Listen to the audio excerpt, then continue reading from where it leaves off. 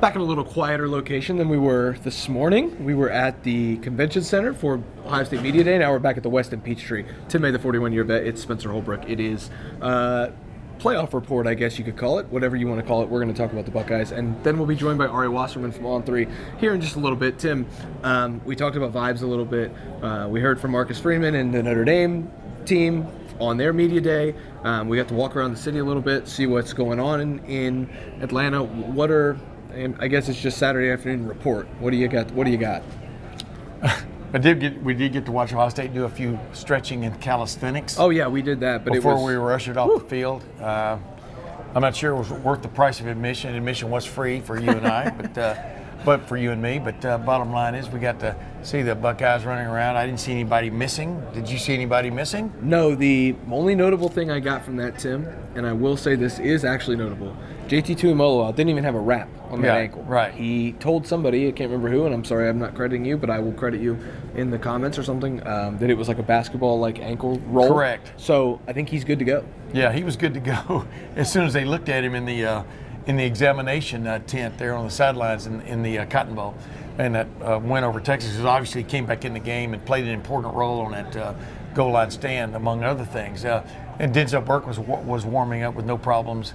In that little period of time we got to watch them in practice. I think Denzel Burke's good to go, as Ryan Day said. So there's not a lot of news on that front. I mean, I think Notre Dame is still toying with who's going to play left tackle for them in this game, and there's a former guard who may be getting that role, whose name escapes me as we speak. Well, ESPN's Pete Thamel, and good friend of the program, said that Charles Jagasaw is going to start at left tackle. He was their starting left tackle to start the season, got hurt August 6th. Right.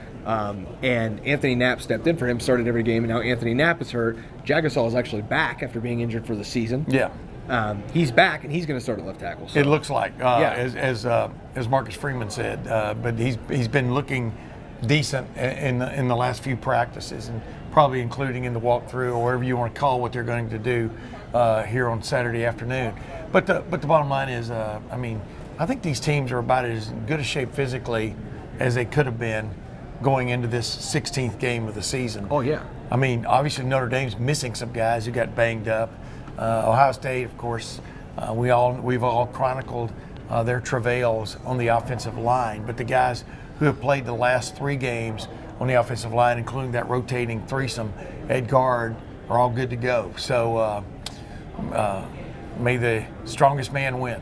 Tim, you also talked to Marcus Freeman a little bit. That was a dumb thing to say, but I said it anyway. I was working on editing up the first video, which the audio wasn't the greatest. I apologize for that. We were in a loud setting. I had to do some toying with it. I was writing the sights and sounds that from what we saw with Joey Chestnut and the whole, everything that went on with the fun that was at Big Ohio State Media Day for the National Championship game. All the while, you were talking to Marcus Freeman, getting some insight on Notre Dame. Mainly listening, but yes. Yeah, what'd you learn? What'd you hear from Marcus Freeman that made you say, that's interesting? He's just like Ryan Day in the sense of he's not really, at this moment in his life, he's not really big on going down memory trail. You know what I mean? His life's trail. I mean, I asked him point blank, where was that turn in his career that he thinks got him to this point, which is being the head coach at Notre Dame for the 3rd year and playing for a national championship. And I was just mainly talking about the journey. And he didn't go real in depth, but he did, as I pointed out to him, getting hired by Luke Fickell at Cincinnati. I mean, I was in the room there. Matter of fact, the first guy I saw was Marcus Freeman there, way back when Luke Fickell took that job at Cincinnati, and obviously he was coming from Purdue. Purdue was in tough shape after they moved there. He moved with Darrell Hazel there from Kent State after they had that great year at Kent State, and things just didn't come together at Purdue from a recruiting standpoint and anything else. And he was basically Luke Fickell's, I think, first hire at Cincinnati as defensive coordinator, but working with the linebackers much as Luke was. But, he seemed like a guy still learning on the job, let's put it that way at that point. But then, boom, they have the great success at Cincinnati. And at the same time, almost the same time, he got offers from this is ironic, but from Brian Kelly and Notre Dame and from LSU. put those two together, right? Yeah. And he ended up taking the Notre Dame job as, in essence, defensive coordinator. And what was it? A year later, right? Yeah. Yeah, a year later, Brian Kelly takes the LSU job, and Marcus Freeman becomes the head coach at Notre Dame. It really is a if it serves me correctly, my memory. It really is a meteoric rise, Tim. I mean, yeah, but that was the moment where he could have chosen. Basically, he could have taken a job at LSU or Notre Dame, and he picked Notre Dame. And they're announcing that the bus is going to leave for Notre Dame practice. Oh, okay. And we're not going to Notre Dame. No, I've seen pretty much all I need to see of Notre Dame from this morning. But Marcus Freeman, like I said, a guy used to call me when we first showed up at Ohio State, called me Mr. May because he's a polite guy. Yeah. You always root for guys like that, except maybe for Ohio State fans on Monday night. But you always root for him. Great guy, really good football mind. But just like Ryan Day, he's not really big on the memory trail right now. No. He wants to beat Ohio State.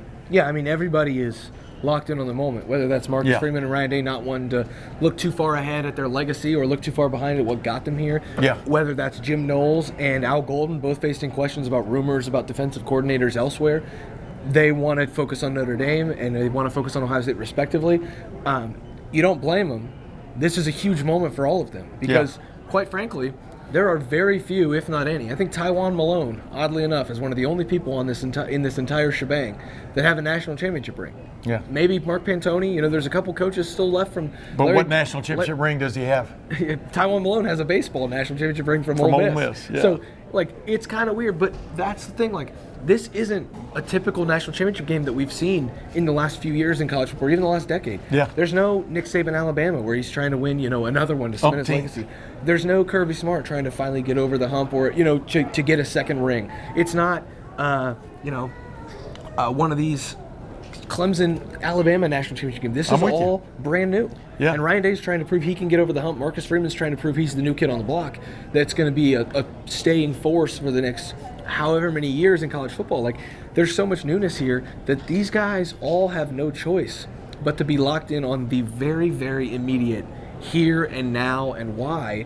And I think that makes it for a really interesting championship game because both of these guys and this entire staff, both sides, Knowles has never even been close to a championship game. Al Golden's never been close to a national championship game.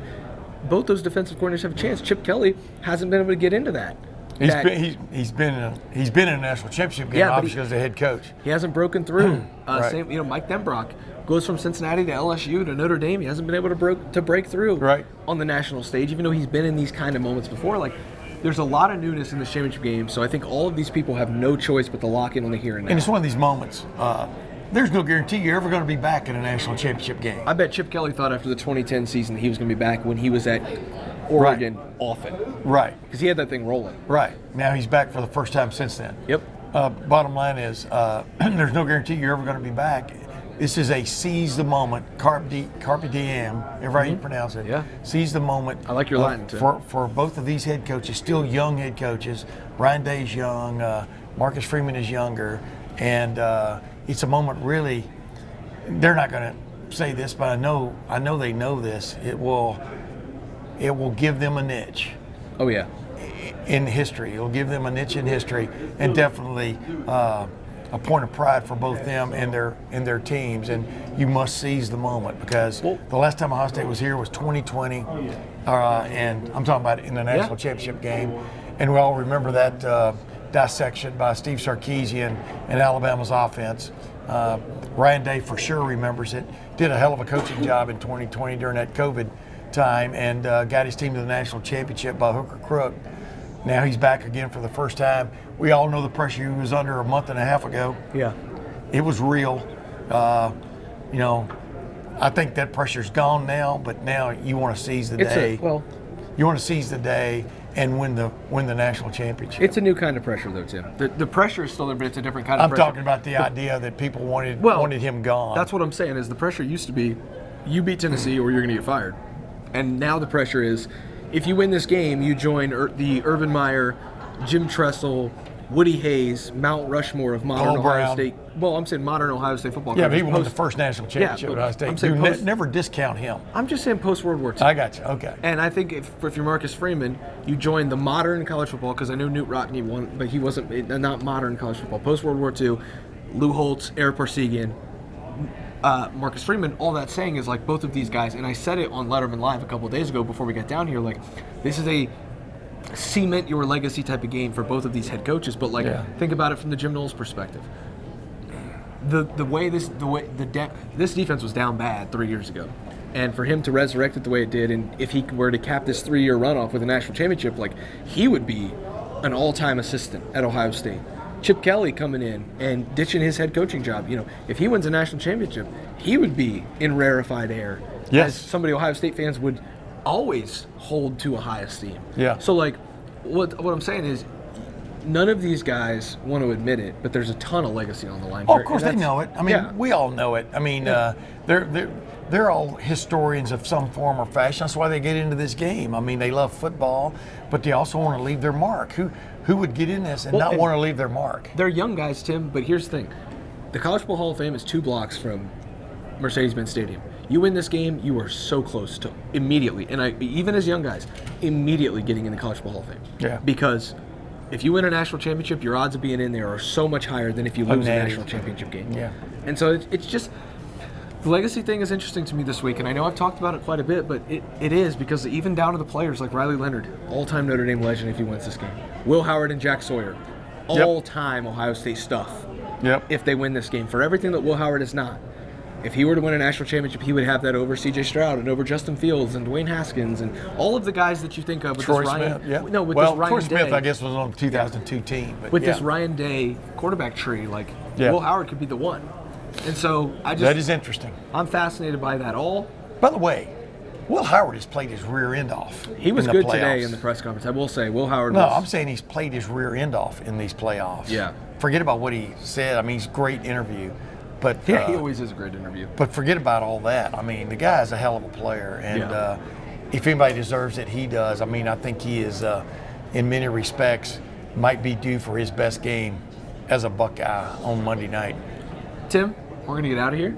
This is Lettermen Row. That's 41-year vet Tim May. I'm just Spencer Holbrook. We're going to bring in Ari Wasserman from On 3. He's going to talk a little bit about his view on the championship game. Looking forward to getting his thoughts. We'll take a quick break, and then we'll be back. We'll bring in Ari. Thanks, Tim, for being here. And, bring on Ari. Cut. Thanks, Tim. Joined now by Ari Wasserman of On 3, formerly of the Ohio State Beat, the Ohio State Media. Now he works national for On 3. Ari, thanks for being here. Electric. We'll just get right to it. What are the vibes right now? What are, in your mind, Ohio State Notre Dame national championship game? Just first thoughts for the Ohio State fans. First thoughts are that Ryan Day has a chance to get a lot of equity. I wrote about this on on3.com, and I feel like, he's been a very easy person to criticize as a result of the 4 straight losses to Michigan, because you can't point back and say, hey, he won this national title, or hey, he did this or that. Like, he's done an incredible job as Ohio State's coach in terms of the assembly of the roster, acquiring talent, being a good steward of the program, developing draft picks, all the things that are really great, but ancillary when it compares to the one thing, which is winning the big one, right? Yeah. And Ohio State has done a remarkable job in getting up off of what could have been a season-defining loss to Michigan, to win these games in the playoff and to put themselves in a position to do something that each of the previous 2 coaches did, which is win a national title. So from an Ohio State perspective, I know that what has been going on with Michigan the last 4 years is a ongoing conversation that doesn't get resolved regardless of what happens on Monday. But I think that if Ryan Day wins a national championship and joins Jim Tressel and Urban Meyer and Woody Hayes and the guys who have done it here, then the conversation shifts dramatically to his place in Ohio State history, because you don't win a national title here and aren't forever celebrated. So very interesting week. Well, I said the same thing to Tim earlier, just a couple minutes ago in this video. Is like, he's on the Mount Rushmore if he wins the national championship, and that's really hard to kind of come to terms with because of the Michigan thing.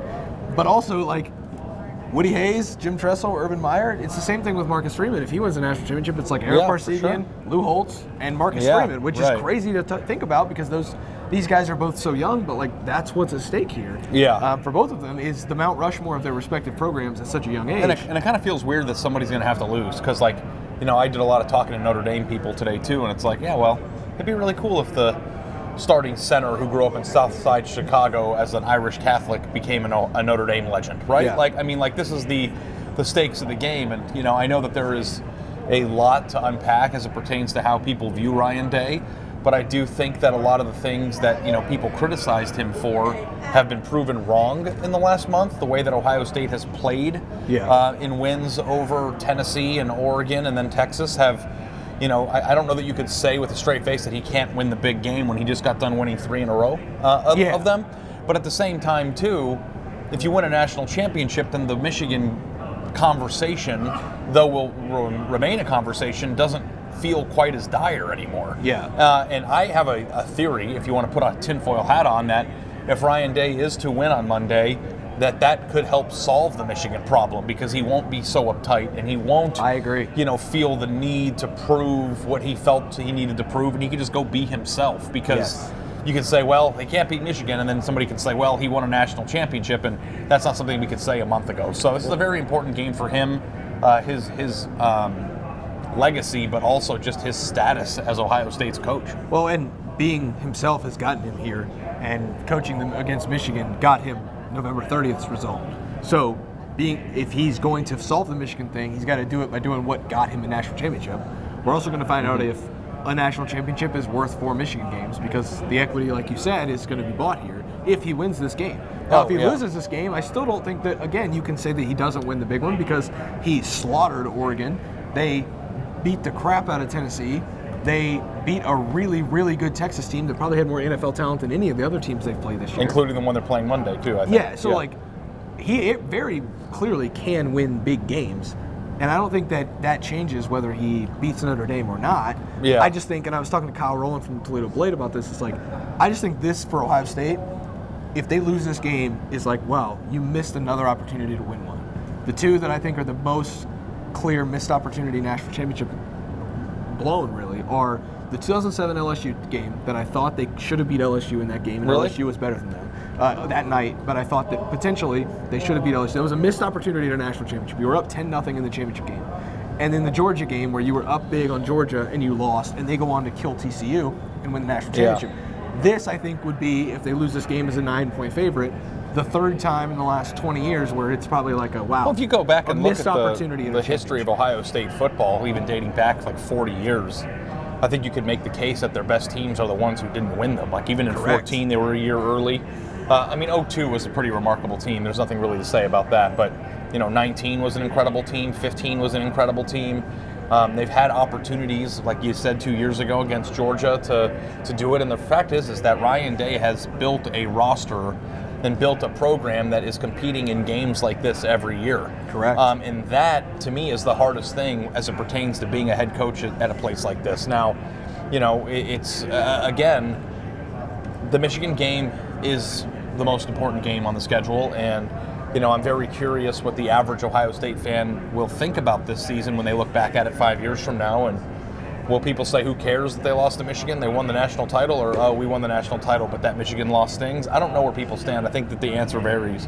But I do think that this win, like national championships in today's era, unfortunately or fortunately, depending on how you want to look at it, just mean more than rivalry wins. And that's just the reality of it. So, you put national champions up in the stadium, and all the things that come along with that. Ohio State's back at the top of the sport during a time in which it felt like it was broken a month ago. Yeah. Like, you just don't really see that arc very often. So here's the thing about the game.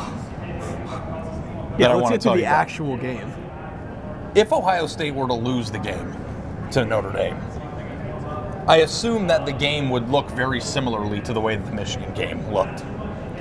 Yeah, I think you're right. That's like, I don't know that there's a pathway for Notre Dame to win 52-45. Like, I don't think that's what the game. I think if they were to lose, it would be 24-17 or 20-17 or something like that. Yeah. If that happens, people are going to be very upset because that will look as if a coaching blunder occurred. And I'm very curious. On the offensive side. Yeah, and I'm very curious how Ohio State fans would internalize that. Yeah. In the context of what just happened the last month. Yeah. But at the same time, too, I feel pretty confident that Ohio State's going to win that game. But Okay. we'll see. We'll see. But I did call the Michigan fiasco as a possibility like a month before that game happened. So Yeah, we talked on the YouTube channel, and you said that, and I didn't really consider it, and then I listened back to it after the Michigan game. I was like, why'd you have to say that, Ari? I think it's my fault. I don't know. I've been around the rivalry enough to know how mental it is too, and it's a different animal, and certainly what I think is the best rivalry in college football. So like, sometimes it's not always just about X's and O's, and like, listen, we can break down this game right now. I'm sure you've been breaking it down on this video all day, but like, everybody thinks the same thing. Yeah, Ohio State's offense is explosive. Notre Dame needs to slow it down, run the ball, stop the run, muck it up, win 20-14 or 20-17, and win a defensive battle. Like, that's the pathway that maybe get a turnover or a pick six or something. Like, everybody thinks the same thing. And honestly, I think sports writers are stupid, myself included. Sure. And a lot of times we just get it wrong and misread a game. But my thought is, I have a really hard time seeing a world where Notre Dame scores more than 17 points. That's their team total in the betting lines. And I just don't know. Like, this Ohio State defense has got lost in the conversation because Jeremiah Smith is so good. Ohio State's defense is nasty. It is the best defense in college football, and they're facing a team that is limited from a passing perspective. Now, they have lost a game this year to a team that couldn't pass the ball. Correct. But the hope is that Ohio State has learned and grown tremendously from that game, and I believe if you have been around Ohio State, and I've covered every single one of their playoff games, it seems like a different team now than it was a month ago. So, yeah, but I'm pretty confident they're going to win and cover. And if that happens, then the entire script of the discourse as it pertains to Ryan Day changes. I think one of the things that's piqued my interest down here in Atlanta is today Notre Dame had its media day, and Al Golden said, and maybe he's just doing the lip service thing, but he said, we're running man-to-man. And yeah, I don't know. From 28-17 was my prediction earlier in the week. I mean, if that's true, Marcus Freeman also made a point that said that Notre Dame is going to try to be who they've been all year, and that they're not going to change their defense or change who they are for the Ohio State game. And then he went on a 2-minute rant about the importance of adjusting.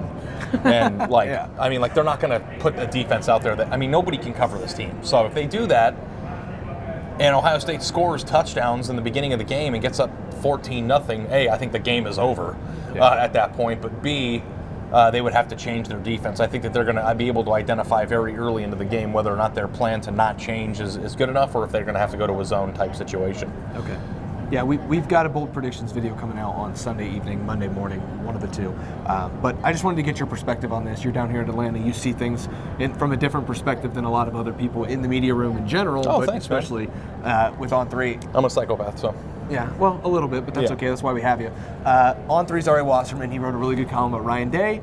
I wanted to get his thoughts on it. That's Ari. I'm just Spencer. Thanks for watching. Go to LettermenRow.com right now. $1 for your first 7 days. That's full championship coverage from Lettermen Row. From Ari, from Andy, from all those guys over on the national side, I'm just Spencer. Thanks for watching. Thanks for listening. Go to LettermenRow.com right now.